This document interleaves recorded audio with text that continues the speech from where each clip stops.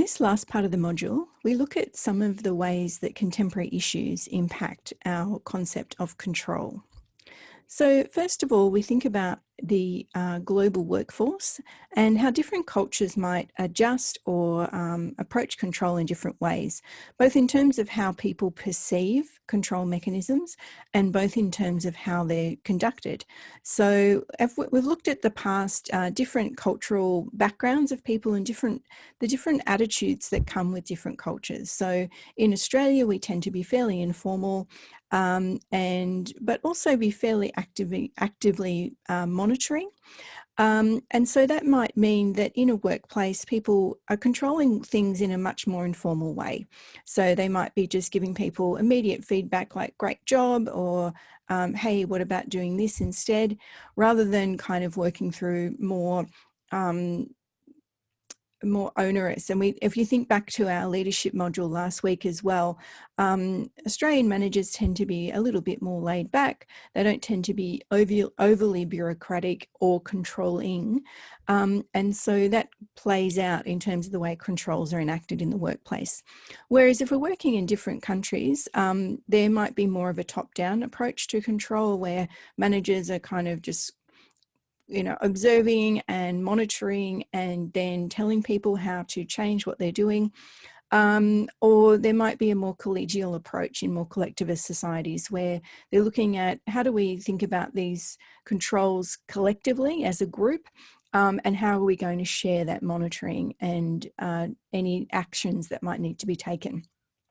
So we need to be keeping these things in mind because also people might perceive different ways of approaches to control, and it might be based on their personality as well. So creative people can often be quite resistant to feeling any sense of control or monitoring. And so being able to navigate that in a way that helps them understand where we're headed and what the goals might be, and how can they both control from their own perspective, so being able to self-monitor and self-appraise how they're going, as well as using you as potentially as their manager to help them navigate that process as well. We also need to be thinking about employee behaviour when it comes to control. So there are certain reputation and security risks that come with employees. So, if they're posting bad things on social media, issues such as racism and sexual harassment become employee concerns in the workplace, and provide risks both to the reputation of the organisation, but also just to the basic safety in the workplace. So these are things that we need to be managing and monitoring within the organisation and as managers, so that we can maintain that safe workplace and maintain a culture that is constructive and productive as well. There's a degree to which we may also need to be managing employee behaviour and monitoring employee behaviour to avoid things like presenteeism and theft. Presenteeism being when you just rock up but you don't actually do anything. So absenteeism being, you're away for no good reason. But presenteeism is where you are there. It looks like you're working, but you're actually not.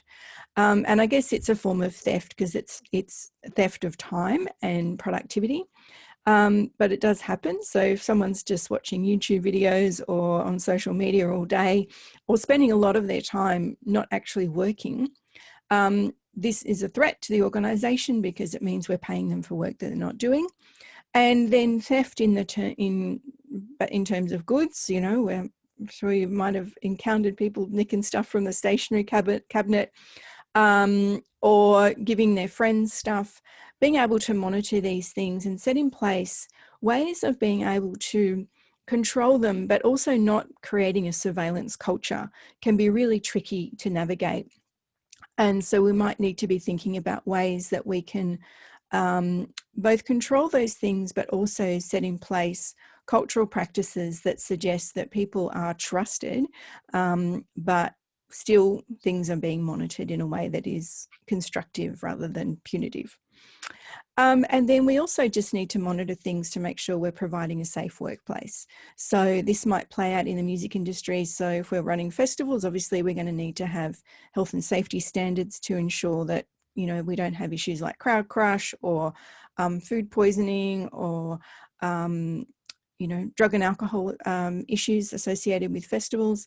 If we're managing bands or working in the record industry, we might be thinking about ways to actually make those workplaces safe. So if you are on tour, you know, there's obviously risks associated with travel, there's risks associated with playing in venues, all sorts of things can go wrong. And so we need to be able to manage and monitor these things. And if they do, if things happen, being able to think about, okay, well, how can we avoid this happening again in order to prevent in future these kinds of accidents happening? All fairly standard and obvious stuff, but it all becomes part of the hat that we wear as managers and needs to be stuff that we are thinking about. So that is the end of our module on control. I will see you all in class where we start to think about how we might apply some of these concepts in the kinds of work that we're interested in doing. So I will see you there.